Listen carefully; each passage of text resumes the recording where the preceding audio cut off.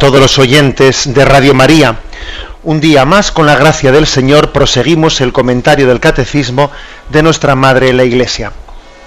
Comenzamos la segunda sección de esta primera parte de la profesión de la fe. Habíamos concluido la primera sección, que tiene como título Creo, creemos. La segunda sección de esta parte de la profesión de fe, de la parte del credo, que es la primera parte del Catecismo, tiene como título la profesión de la fe cristiana, los símbolos de la fe. Es a partir del punto 185, y primeramente pues vienen, antes de entrar de una manera detallada en cada uno de los artículos de la fe, creo en Dios Padre, etcétera, vienen unos puntos introductorios sobre qué es esto de los símbolos de la fe. El primer punto 185 dice así: quien dice yo creo, dice yo me adhiero a lo que nosotros creemos. La comunión en la fe necesita un lenguaje común de la fe, normativo para todos y que nos una en la misma confesión de fe. Bueno, es decir, aquí decir yo creo es lo mismo que decir nosotros creemos. Yo me adhiero a lo que nosotros creemos.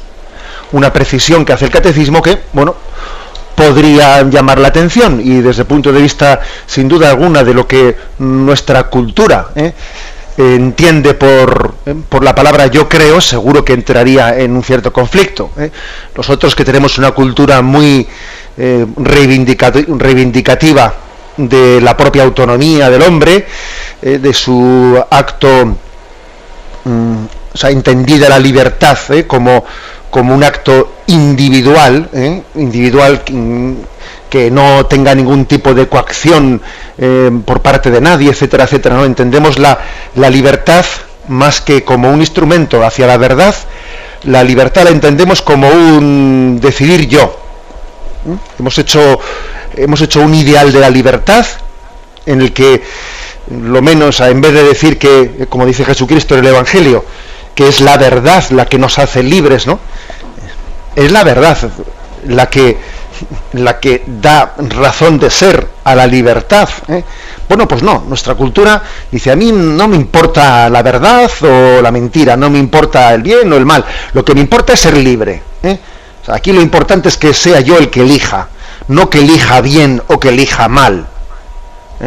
No importa tanto el objeto de mi elección, el caso es que elija yo. O sea, hemos hecho hemos idolatrizado la subjetividad, hemos idolatrizado el propio yo, olvidándonos de que hemos sido creados para la verdad, hemos sido creados para el bien. Hemos endiosado la libertad, para entendernos, desligándola de cualquier referencia objetiva, desligándola de la responsabilidad, etcétera. Claro, en ese sentido, nuestra cultura dice yo creo. Sí, pero la Iglesia nos recuerda, es que decir yo creo, en el sentido cristiano de la palabra, es lo mismo que decir yo me adhiero a lo que nosotros creemos. Es decir, yo me adhiero a la fe de la Iglesia. Yo no me la invento, No es mi fe particular. La fe no es un recurso al subjetivismo, como muchas veces se cree. No es un recurso al subjetivismo. Es una adhesión a la revelación de Dios. Y la revelación de Dios, bueno, es una revelación pública que ha tenido lugar a un pueblo, que ha sido depositada en la Iglesia, no en individuos particulares, ¿no? El depósito de la revelación se le ha depositado a la Iglesia de una manera orgánica. Por lo tanto, no es una fe a mi manera, no es el subjetivismo, el relativismo, no. En nuestra cultura actual, incluso la palabra fe es casi sinónimo de, bueno, aquí esto no es cuestión de fe, esto es cuestión de que es verdadero. O sea, es como si cuestión de fe, la palabra cuando se utiliza esa expresión, pues al margen del lenguaje religioso, quiere decir, cuando al margen del lenguaje religioso se dice, esto es una cuestión de fe, es como decir, vete tú a saber, puede que sí, puede que no, como un acto de arriesgarse, no. Eso es lo que popularmente parece, ¿no? Que ha derivado en significar la palabra fe en un contexto subjetivista, relativista. No, yo creo, es lo mismo, yo me adhiero a la fe de la Iglesia, que la fe de la Iglesia es la respuesta a la revelación de Dios, que se reveló al pueblo de Israel y después en la plenitud de la revelación en Jesucristo, y el colegio de los apóstoles pues fue quien recibió y transmitió en la escritura y puso por escrito esa revelación y educó a la Iglesia en la respuesta a esa revelación.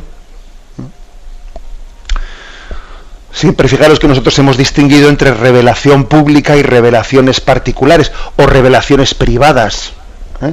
Revelaciones privadas son las que, pues puede tener un santo a título particular, en el sentido de que, pues el Señor o la Virgen María tienen una manifestación hacia él, es una revelación privada, que no es una revelación pública, y que en todo caso, si la Iglesia le concede la veracidad, no lo hará bajo fe a todos los creyentes, no lo propondrá como algo obligatorio para ser creído, y además le concederá el grado de veracidad precisamente porque coincide con lo que es la revelación pública, con lo que es la revelación culminada en Jesucristo. Bueno, pues por eso no estamos hablando aquí de una fe particular mía, no, es la fe de la Iglesia. Es la fe de la Iglesia que responde a la revelación de Dios que llamamos pública, no revelación privada, sino revelación pública acogida por la Iglesia y predicada por ella. Bien, esta es la afirmación primera. Y después dice, la comunión en la fe necesita un lenguaje común, normativo para todos, que nos una en la misma comunión de fe.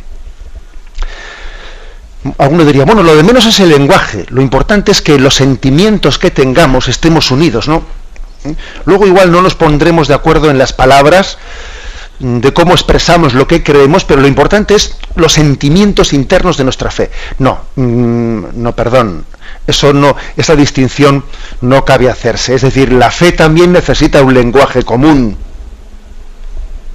Es verdad que la fe es más que las palabras, pero necesita de unas palabras para expresarse. Y entonces no cabe decir, la fe lo importante es que es un sentimiento. Entonces lo de menos es las palabras, aunque tú formules con unas palabras y yo formulo con otras palabras la fe que son totalmente distintas de las tuyas, lo importante es que tengamos un sentimiento interior. Eso también forma parte de nuestra cultura subjetivista y relativista. Hace falta, para tener comunión en la fe, un lenguaje común que además sea normativo para los creyentes. De lo contrario, pues la fe difícilmente hubiésemos podido conservar el depósito de la revelación entregada por Jesucristo. Hubiese sido imposible, porque nosotros tenemos una forma de comunicación, un lenguaje humano, que aunque es verdad que el lenguaje humano pues es más limitado, ¿no? Pues que el lenguaje del amor divino, pero es Dios el que nos lo ha dado, y además Dios se ha expresado el lenguaje humano. Cuando Dios se reveló en Jesucristo, utilizó palabras humanas. Luego, si Dios encarnado utilizó palabras humanas, es que las palabras humanas también son capaces de transmitir la revelación de Dios. Si no hubiese utilizado palabras humanas. Es verdad que no solo utilizó palabras humanas, que también utilizó hechos, actos, signos, pero también utilizó palabras humanas para interpretar esos signos, esos milagros, etc. El hecho de que tengamos un lenguaje común que lo expresamos en los credos, en determinadas fórmulas de la fe, tiene mucha importancia, y es obvio que es importante que conozcamos ese lenguaje de la fe. Por ejemplo, cuando hablamos de que creemos en un solo Dios que tiene tres personas, Padre, Hijo y Espíritu Santo. Tres personas distintas en un solo Dios verdadero, una sola naturaleza divina y tres personas. Bueno, ¿qué más dará? Eso son formas de hablar. No, un momento, no digas qué más da. O sea, es decir, en nuestro lenguaje expresa la fe, y sin el lenguaje común no seríamos capaces de transmitir la fe. Luego es muy importante cuidar las expresiones de la fe. Es verdad que la teología tiene el encargo, tiene el cometido también de abrir, entrar en diálogo con la cultura del mundo y expresar los contenidos de la fe, también expresarlos en el lenguaje de nuestros días. Eso es verdad. Pero fijaros, sería un error decir que podemos verter la fe de todos los tiempos en un lenguaje absolutamente nuevo, pudiendo prescindir de las fórmulas que se han utilizado hasta ahora. No, parece que eso sería muy ingenuo.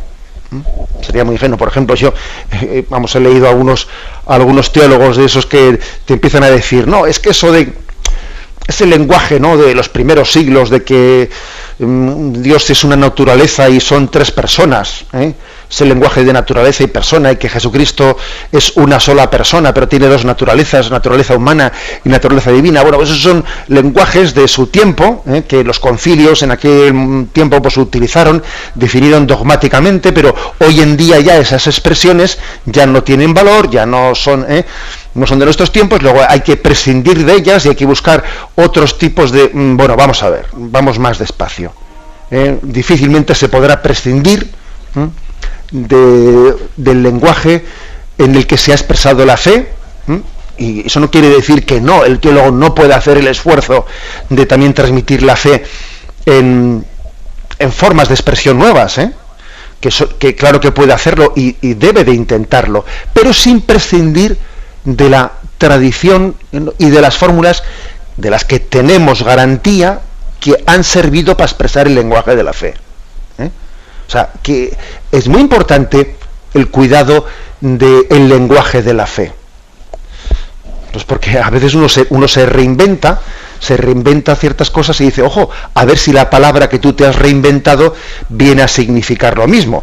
Por ejemplo, el Concilio de Trento, para hablar de la Eucaristía, utilizó la palabra transustanciación. Es decir, hay un cambio de sustancia, y el pan y el vino, por la fuerza del Espíritu Santo, en la consagración de la Eucaristía, dejan de ser pan y vino y se convierten en el cuerpo y la sangre del Señor. Es una transustanciación con el lenguaje que al Concilio de Trento le pareció el más adecuado, utilizó esa expresión, transustanciación. ¿Es una palabra un tanto lejana a nuestro lenguaje? Bueno, pues quizás sí, pero anda que no utilizamos hoy en día palabrejos para otras muchísimas cosas. Si empezamos aquí a hablar de qué palabrejos utilizamos pues para montones de cuestiones de informática del otro, y no sé, o sea, parece que de las palabras del lenguaje de la fe enseguida tenemos que deshacernos de ellas, y tenemos luego que echar mano de montones de expresiones que en cada momento se están inventando, ¿no? Bueno, algún teólogo hubo que dijo, bueno, vamos a ver, es que la palabra transustanciación es una palabra que no le dice nada a la cultura de hoy, vamos a decirlo en otro lenguaje. Y por ejemplo, pues hubo algún teólogo que dijo, allá en la formulación del catecismo holandés, en vez de transustanciación, digamos transignificación. Pero claro, pero su santidad Pablo VI, que era papa en aquel momento cuando se hizo el catecismo holandés, le dijo, un momento, transignificación no es lo mismo que transustanciación, porque que un pan cambie de significado no quiere decir que cambiar de significado no es lo mismo que cambiar de ser, porque lo que la Iglesia dice es que el ser del pan, aunque tenga la apariencia del pan, es Cristo quien está presente. Sin embargo, si tú dices, que este pan ha cambiado de significado para mí, yo que soy creyente, para mí el pan significa a Jesús. Pero bueno, una cosa es que signifique a Jesús. También la bandera significa la nación, pero en la bandera no está la nación, la bandera es un trapo. Entonces, el pan de la Eucaristía es un signo de Jesús como la bandera es un signo de la nación, o como la cruz es un signo del amor de Dios, o está ahí presente. Entonces, su santidad Pablo VI, a aquellos teólogos les dijo, no, la palabra transignificación no sirve para expresar lo que en la Eucaristía acontece y tiene lugar. Bueno, se dijo transustanciación. Entonces, no estamos diciendo que no se pueda utilizar más que esa palabra, pero veamos a ver si queremos buscar otra palabra, bueno, que sea una palabra que exprese verdaderamente el misterio, no que lo esté de alguna manera limitando. O sea, es decir, que el lenguaje común para expresar la fe es importante, es normativo. Es normativo. Y aunque tenemos que hacer en la teología principalmente, ¿no?, el esfuerzo de buscar un lenguaje, ¿no?, cada vez más comprensible, significativo, etcétera, no podemos prescindir de las palabras con las que se ha transmitido la fe. Y especialmente en la liturgia, en la catequesis, en la oración, pues como es lógico, se utilizan las palabras con las que en la tradición de la Iglesia hemos expresado la fe. Pues en un credo, en la liturgia, en la oración, en una catequesis, tenemos que servirnos de esas palabras formuladas en los credos, formuladas en los catecismos, en la tradición de los concilios, etcétera, para tener una garantía de que estamos hablando de lo mismo. Si cambiamos totalmente las palabras, difícilmente tenemos una garantía de que estamos hablando de lo mismo en la comunión de la fe. Tenemos un momento de reflexión y continuaremos enseguida.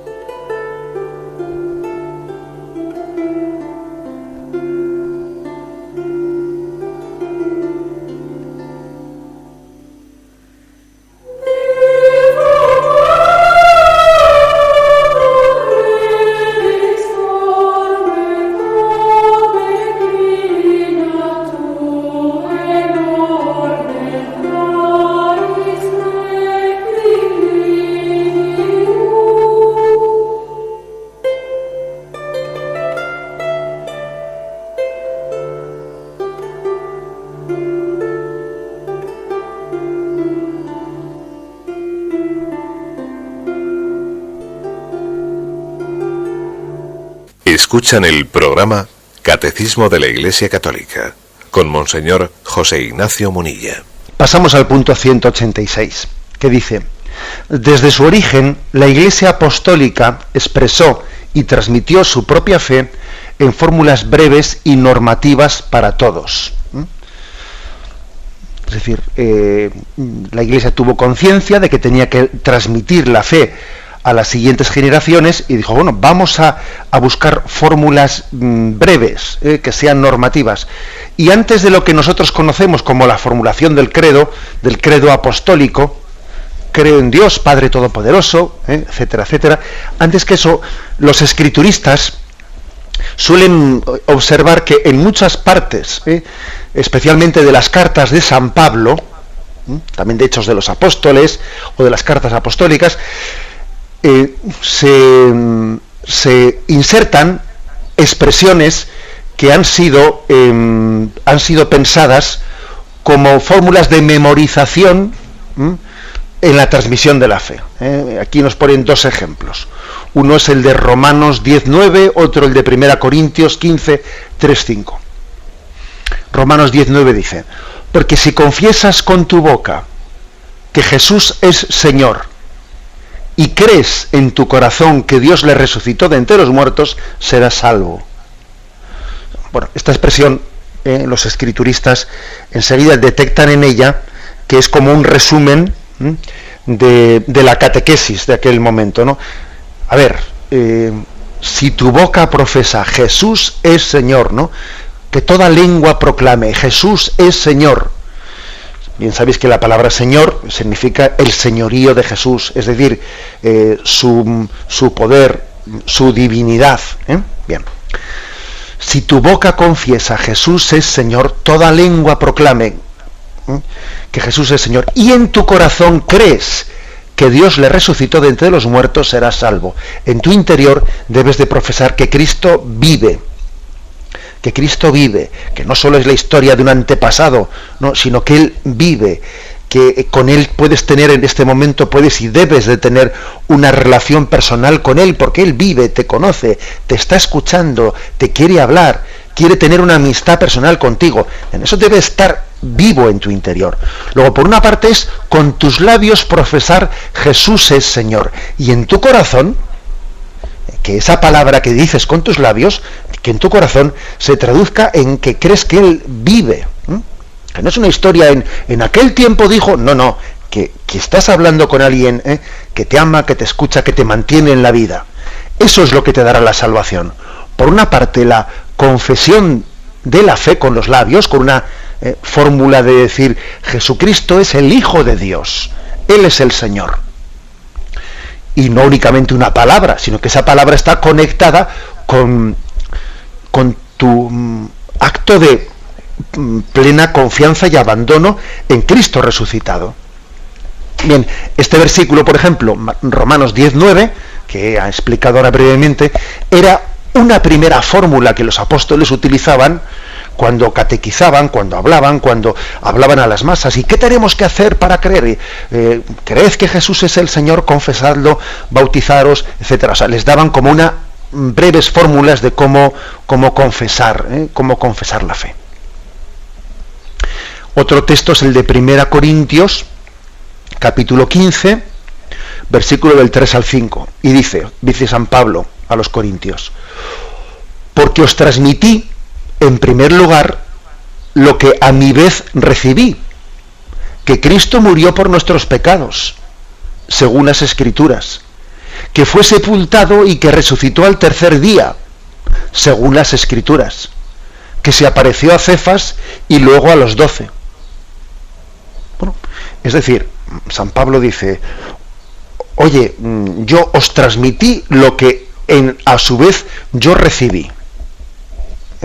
Como diciendo, yo no me invento la fe, o sea, al mismo precio que lo he recibido te lo transmito. Bueno, el precio es una manera de hablar, ¿no? O sea, yo tengo conciencia de haber sido depositario y gratis lo recibí, gratis lo doy. Es decir, yo no me quedo ni pretendo amoldarlo a mí, no. Os transmití lo que yo recibí, dice San Pablo. ¿Y qué es eso? Bueno, pues él lo resume de esta manera. Primero, que Cristo murió por nuestros pecados, según las Escrituras, y lo de según las Escrituras tiene su importancia porque, es decir, estaba escrito, está confesado en las Escrituras, Cristo murió por nuestros pecados, primero. Y segundo, que fue sepultado y que resucitó al tercer día, es decir, la resurrección de Cristo al tercer día, según las Escrituras, Y tercero, que se apareció a Cefas y luego a los 12. O sea, que también tiene importancia la aparición de Jesús resucitado a los 12 apóstoles, porque ellos son testigos de la resurrección. Abro un pequeño paréntesis.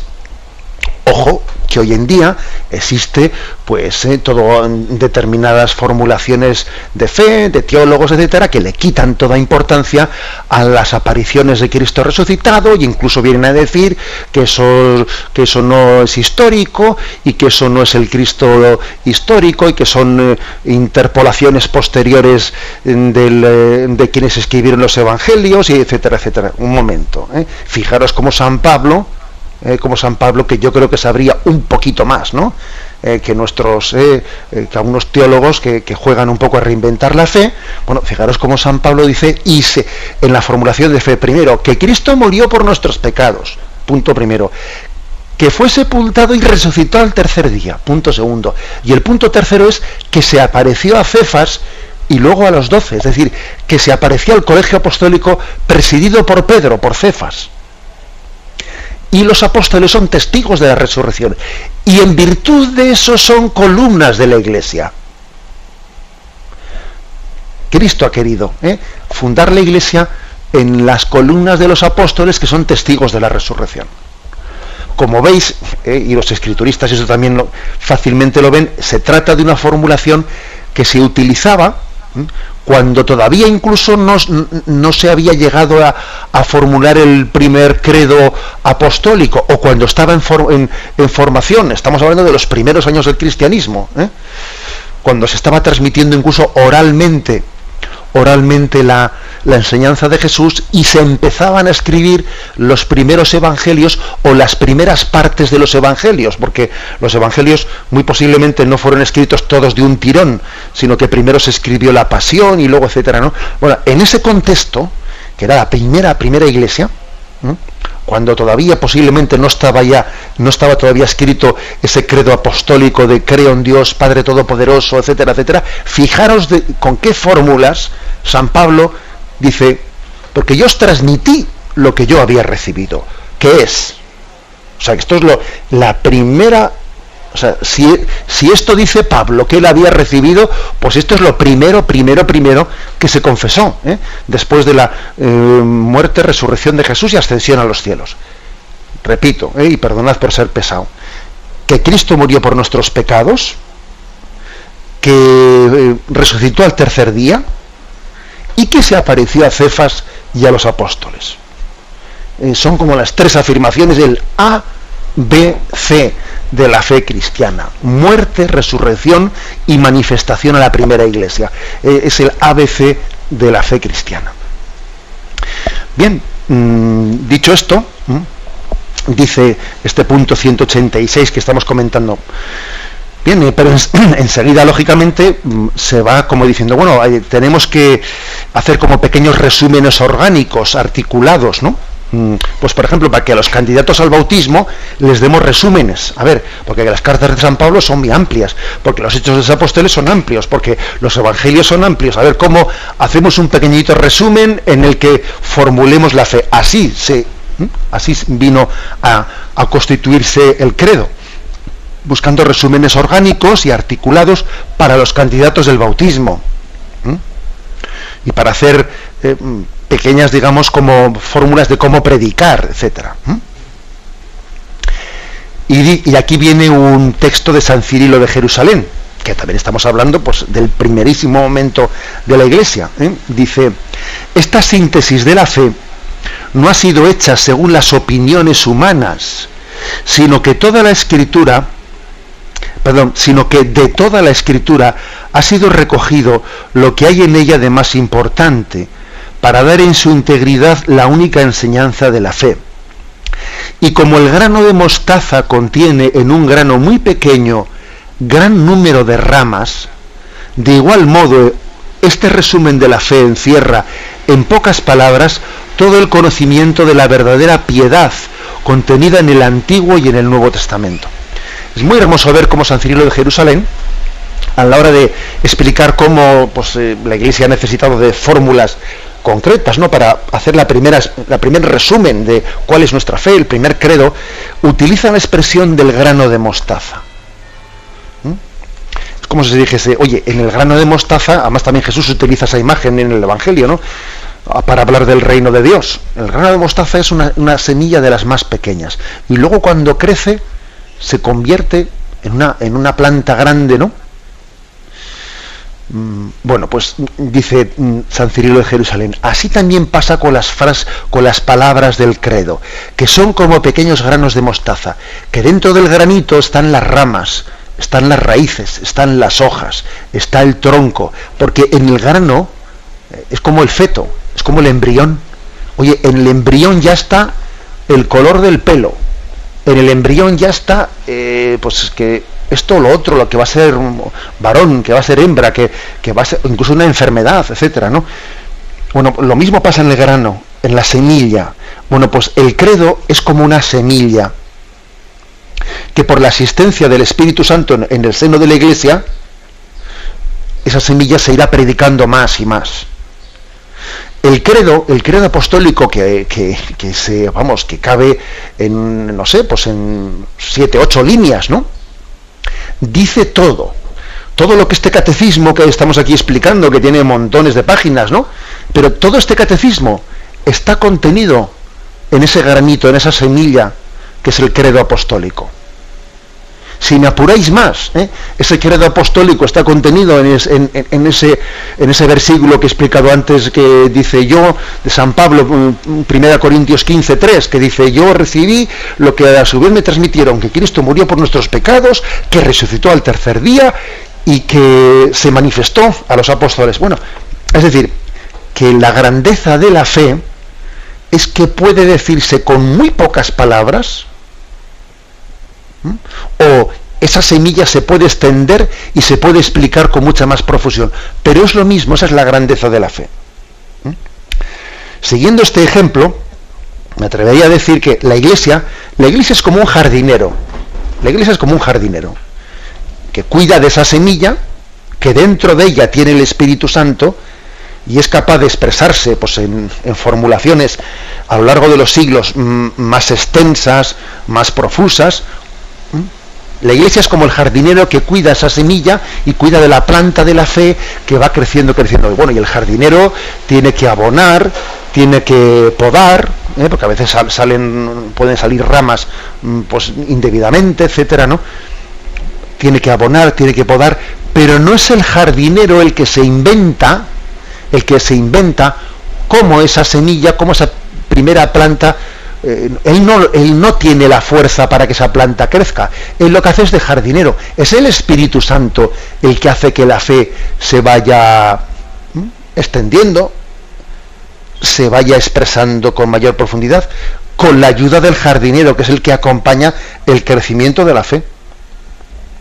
Es un ejemplo hermoso, ¿no?, el que pone aquí San Cirilo de Jerusalén.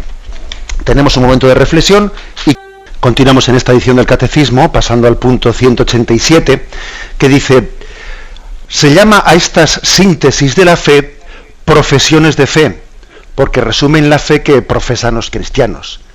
Se les llama credo, por razón de que en ellas la primera palabra es normalmente creo. Se les denomina igualmente símbolos de la fe. Bueno, este es un punto muy sencillo, que lo que nos dice es que a estas fórmulas utilizadas desde el primer momento para transmitir la fe, se les ha llamado con 3 nombres: o profesiones de fe, o credos, o símbolos de la fe. Son las 3 palabras que se han utilizado. Bueno, pues igual que el sacramento, por ejemplo, de la confesión, se le dice sacramento de la reconciliación, sacramento de la penitencia, sacramento de la confesión, del perdón. Bueno, pues son distintas palabras para designar lo mismo. Pues también aquí, digamos que se ha utilizado estas 3 fórmulas. La palabra profesión de la fe subraya que es lo que expresamos, ¿no? Es lo que profesamos. Yo así lo creo, profeso. La palabra profesar es decir externamente, ¿no? Hacemos una profesión de fe, es como recitar la fórmula. La palabra creo, credos, bueno, hace referencia más al acto interno. La de profesión de fe hace más referencia al acto externo. La palabra credo, aprender el credo, hace más referencia a lo que profeso interiormente. Y luego la palabra símbolo de la fe, que es quizás la que aquí el catecismo utiliza más digamos, con más explicitación.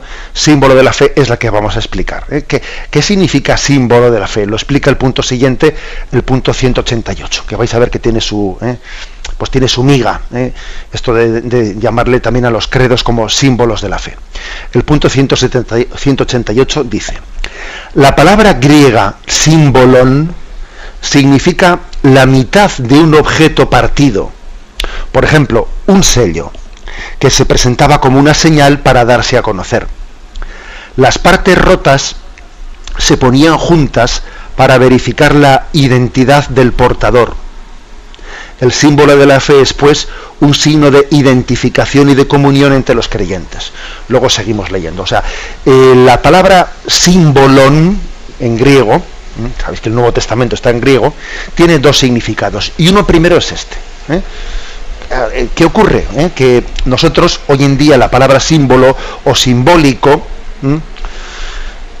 la utilizamos, o sea, popularmente viene a significar otra cosa.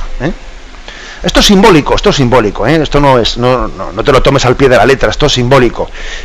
Bien, eso es lo que nosotros, claro, esa acepción de la palabra símbolo nos puede llamar a equívocos, ¿no? Cuando decimos eso de que esto es simbólico, no te lo tomes así al pie de la letra, lo que estamos diciendo es que es metafórico, que no es real, ¿no? Es simbólico. Pero claro, no es a eso a lo que se refiere la palabra símbolo de la fe cuando decimos que el símbolo de la fe es el credo, es la profesión de fe. Claro, no se refiere a eso. Entonces, ¿qué significa la palabra símbolo?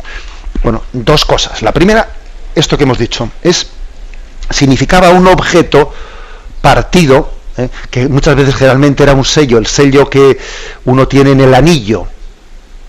Entonces, tenía en su anillo, ese sello que tenía como una figura partida, y la otra mitad de la figura estaba en otro anillo que tenía otro señor en otro sitio, ¿no?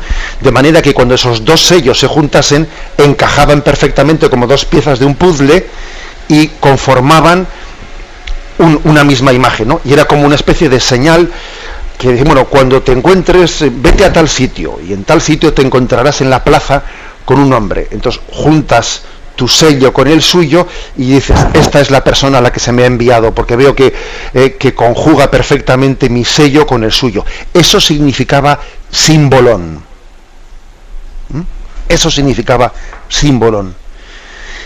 Y esto es lo que significa el símbolo de la fe, el credo. Es decir, las palabras que tú utilizas para hablar del misterio de Dios, cuando tú llegues a Dios y tú te encuentres con Él, vas a ver cómo coincide, ¿no?, tu sello con la verdad de Dios, y vas a ver cómo se junta tu sello con el de Dios y conjuga perfectamente la fe que tú has formulado con el misterio de Dios que vas a contemplar. Fijaros qué expresión tan bella y tan profunda. Esto es el símbolo de la fe. Nada que ver, repito, nada que ver con lo que hoy en día entendemos por símbolo. Es que esto es simbólico, esto no es verdadero. Como que no, O sea, quitemos eso de la mente. Qué hermoso es ver que mi fe, esa fe que profeso en el credo, es como un objeto partido. Es verdad, porque yo a Dios no le veo todavía. Cuando utilizo expresiones de fe, las palabras se me quedan cortas. Sí, es verdad, se me quedan cortas, pero al mismo tiempo van a encajar perfectamente. Cuando yo llegue a la visión de Dios, van a encajar con esa visión, y entonces un sello encajará perfectamente con el otro y harán la figura completa en la visión beatífica.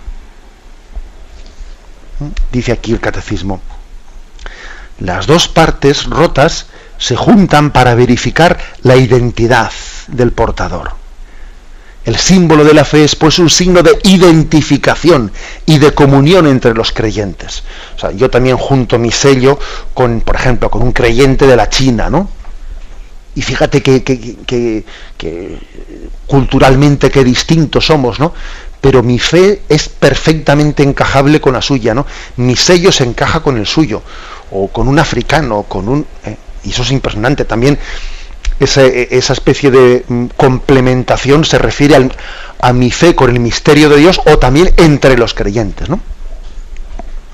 Bien, este es el primer sentido de la palabra símbolo, símbolo de la fe. Y el segundo, dice aquí, símbolon, la palabra griega, significa también recopilación, colección o sumario. El símbolo de la fe es la recopilación de las principales verdades de la fe. De ahí el hecho de que sirva de punto de referencia primero y fundamental de la catequesis. O sea, el segundo sentido es este. El símbolo de la fe recopila, suma, integra las verdades de fe que están contenidas en toda la Escritura y en la tradición oral.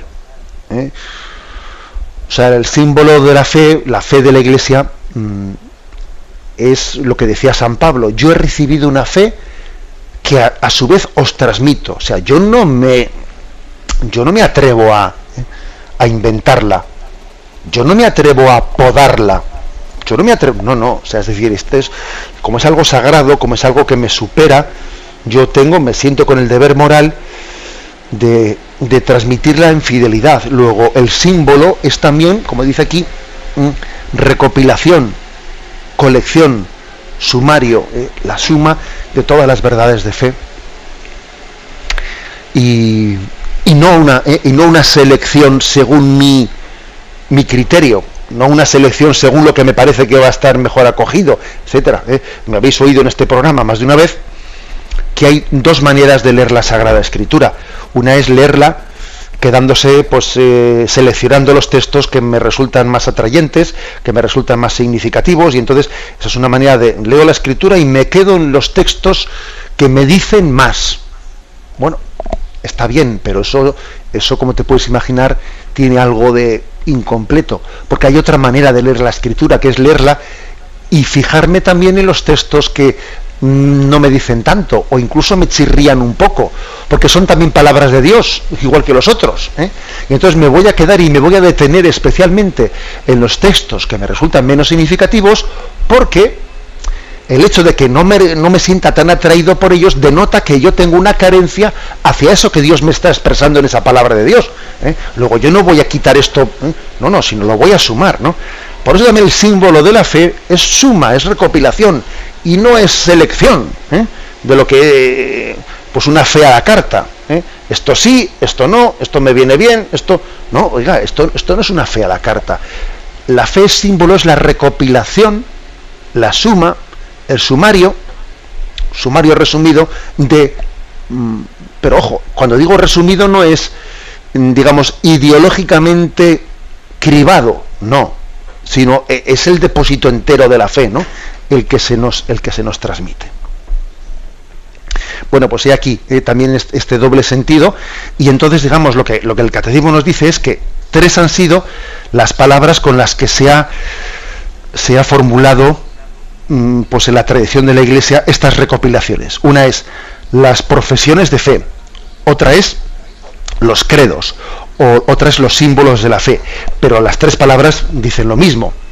Aquí en el catecismo se nos trae, se ponen en 2 columnas los 2 principales credos o símbolos de la fe o profesiones de fe, que es el de los credo apostólico, que es el que hemos aprendido de pequeñitos: creo en Dios Padre Todopoderoso, Creador del cielo y la tierra, y el credo de Nicea Constantinopla, que es el credo más largo que a veces también rezamos en la liturgia: creo en un solo Dios, Padre Todopoderoso, Creador del cielo y de la tierra, de todo lo visible y lo invisible. Son las 2 fórmulas principales de 2 profesiones de fe, credos o símbolos de la fe, tal y como han sido designados de distintas maneras. Lo dejamos aquí y damos paso a la intervención de los oyentes.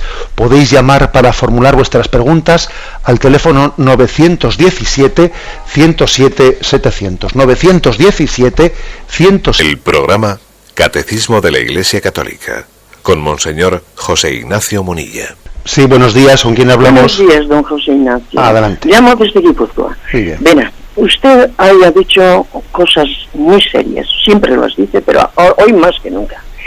Verá, hay cuando dice, cómo se cambia, en la misa, en las misas que estamos acudiendo a las misas, a las Eucaristías, estamos viendo cómo se cambia. El Gloria y el Credo, dice. Oye, no recéis el Gloria o el Credo, que es nuestra confesión de fe, y el Gloria, que es la alabanza al Padre, al Hijo y al Espíritu Santo. No, hay una tendencia, hoy en día, hay una tendencia que si se reza Gloria, no se dice el Credo. Contestación por mi parte: en la Eucaristía no hay tendencias. Luego, en el Evangelio, bueno, el Evangelio se lee tal cual, las lecturas y eso. Pero luego la explicación que se da es una mutilación total. están ahora esta temporada con su horizontalidad. Si no hay una verticalidad junto a esa horizontalidad, poco podemos hacer.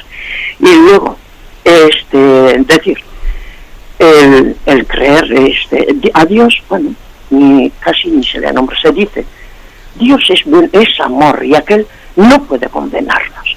Entonces dices, pero no es imbécil, no le puedes poner a nuestra altura, es amor, pero porque es amor nos tendrá que pedir cuentas también. Y a Jesucristo ni nombrarle, al Espíritu Santo ni se les ocurre, la Virgen, bueno, y los santos, arquituk, dicen, no existen. Y el canon, lo que es el prefacio, como les da a entender. Y el canon o las oraciones eucarísticas, tenemos una riqueza dentro de nuestra Iglesia, y siempre la más corta, y aparte de eso se saben de memoria, y hay cambios también. Yo digo, esto de verdad, es válida o es verdaderamente la Eucaristía que tiene que ser. Nada más, esperando a su respuesta. Muy bien. Bueno, pues la oyente, la verdad es que así con una expresión, ¿no?, pues preocupada, habla de algo que es cierto, ¿no? Aunque sea un tanto políticamente incorrecto lo que esta oyente ha dicho, creo que tenemos que tener capacidad autocrítica, ser humildes y reconocer que esa denuncia, ¿no?, pues que esta oyente ha hecho, es que es verdadera. Cuando dice el catecismo que la comunión en la fe necesita un lenguaje común, normativo para todos y que nos una en una misma confesión de fe, estoy leyendo literalmente, ¿no?, el punto 185 del catecismo que ya hemos explicado, claro, es que es así, es que para que tengamos comunión de fe necesitamos un lenguaje común, que es normativo para todos. Yo no me puedo cambiar las lecturas, yo no puedo cambiar el canon de la misa, no puedo cambiarlo. No puedo cambiar el credo, no puedo ponerlo, rezarlo, no rezarlo. No, eso de que si se reza el Gloria no se reza el credo, eso no es verdad. O sea, el Gloria y el credo se rezan todos los domingos. Y las solemnidades, y el Gloria se reza pues cuando es día de fiesta y no solemnidad. Entonces ese día no se reza el credo, pero los domingos en principio, los domingos se reza siempre el credo y siempre Gloria, que no puede ser sustituido por un canto cualquiera, porque el credo es el credo y el Gloria es el Gloria. Es decir, eso no es un ritualismo, a veces se achaca de ritualismo, no, es que la confesión de la comunión en la fe necesita unas expresiones comunes. Luego es verdad que tenemos que ser fieles y al mismo tiempo yo diría ser, bueno, pues orar, ¿no?, para que también la expresión de la fe sea cuidada. Hay un refrán, un adagio que dice lex orandi, lex credendi.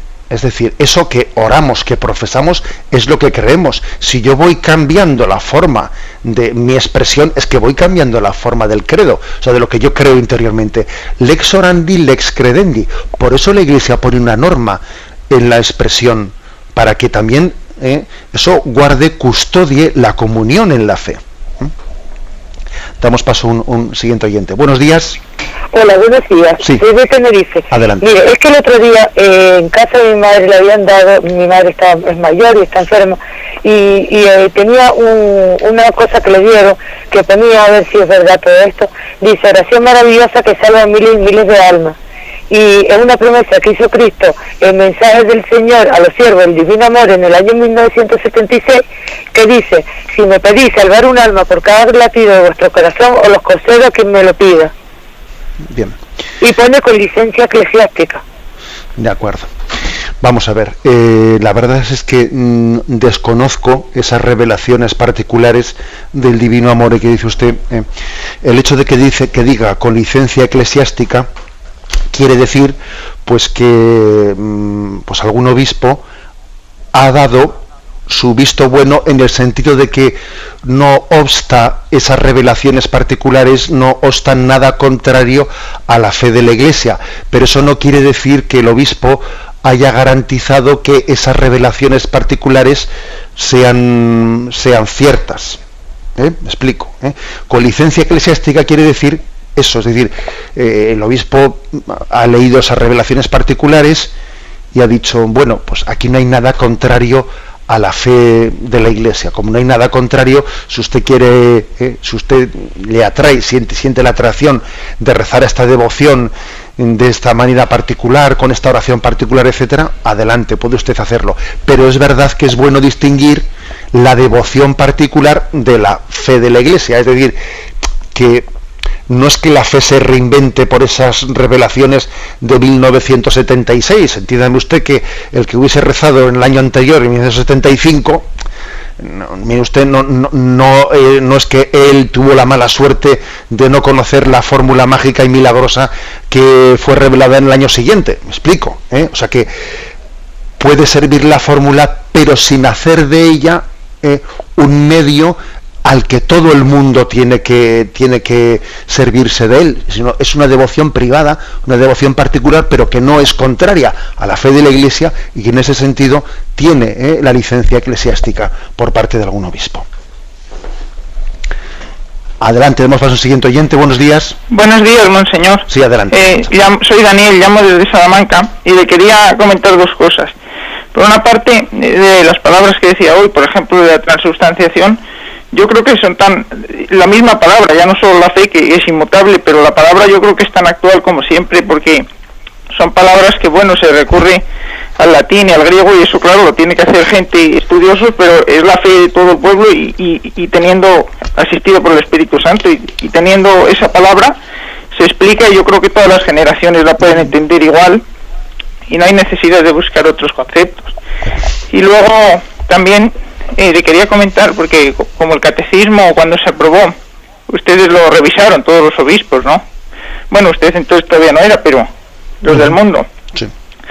Pues yo creo que quizás se podía, sin aumentar mucho el texto, incluir unas precisaciones, porque en el catecismo ese antiguo que había de preguntas y respuestas, que he tenido ocasión de verlo, pues es más breve y en general todo, claro, está menos detallado, pero hay algunas cosas que vienen más detalladas y creo que vendría bien aquí. Por ejemplo, en la confesión, pues explica que se deben, respecto a los pecados graves, enumerar bajo número la especie y las circunstancias también que cambian la especie o añaden. Por ejemplo, si uno dijera una blasfemia, pero la dice en la Iglesia, pues todo eso son cosas que hay que detallar. Y aquí no viene especificado, y entonces quizás convendría en el catecismo, porque no aumenta mucho el texto y da un poco de claridad. Y también en algunos mandamientos, por ejemplo, especifica más la materia. En el 9º mandamiento, cuando explica que el que se pone sin causa justificada en peligro grave de consentir en pensamientos o deseos impuros como espectáculos o pues comete pecado grave, y eso vendría bien precisarlo hoy, porque mucha gente, muchos católicos, no hay manera de arrancarles de cosas de televisión y de cosas que son objetivamente peligrosas. O, por ejemplo, bueno, esto es menos importante, el juramento especifica que jurar sin necesidad, pero con verdad, es pecado venial, y jurar sin de cualquier manera, pero en falso, es pecado grave, que eso sí bien. De acuerdo, si le parece vamos a dejarlo para que podamos tener tiempo de contestar, que se echa el tiempo enseguida encima. Bueno, con respecto a lo primero que ha dicho, vamos a ver, la palabra transubstanciación es verdad que está tomada, o sea, el momento en que el Concilio de Trento la utiliza, existe, pues en la escolástica, en la filosofía escolástica de aquel momento, existe una distinción entre sustancia y accidente, que, bueno, pues que forma parte de la filosofía de su tiempo, que actualmente esa distinción no se utiliza tanto. Eso quiere decir que la Iglesia, cuando habla de transubstanciación, está haciendo suyo la teología, la filosofía escolástica de aquel tiempo. No es así. Sencillamente utiliza la palabra transubstanciación en su concepto más de sentido común. Es decir, una cosa es la sustancia y otra cosa es el accidente, no en el sentido de Aristóteles y etcétera, tal y como él entendió eso, y luego la escolástica lo transmitió, sino es también como una utilización de los términos en su sentido más de sentido común. En la concepción, porque hoy en día, pues mire usted, pues yo creo que la mayoría de los oyentes aquí no conocemos a Aristóteles y toda su teoría, pero entendemos que una cosa es la sustancia y otra cosa es lo accidental. Entonces, la sustancia es que Cristo está presente y lo accidental es que el pan tiene apariencia de pan y vino. Bien, o sea, ¿podrían buscarse fórmulas para decirlo de otra manera? Sí, podrían buscarse. Pero lo que decimos es que no se puede renunciar a las fórmulas con las que ya se ha conseguido expresar el misterio de la fe con corrección. Porque si renunciamos a las fórmulas, vamos a decir que corremos el riesgo que lo nuevo que digamos no lo digamos correctamente. Y con respecto a lo último que dice, bueno, yo creo que igual podemos pecar un poco demasiado pretenciosos el decir yo creo que el catecismo actual esto no lo dice, tiene que decirlo mejor. Hombre, a mí me parece que el catecismo actual está muy estudiado, y aunque igual pues no contenga ciertas cosillas, ¿no? que esas preguntas y las respuestas que usted conoció pues puedan tener sin duda alguna la sustancia de la fe está bastante más explayada y explicitada que el catecismo que usted conoció anteriormente. Me despido con la bendición de Dios Todopoderoso, Padre,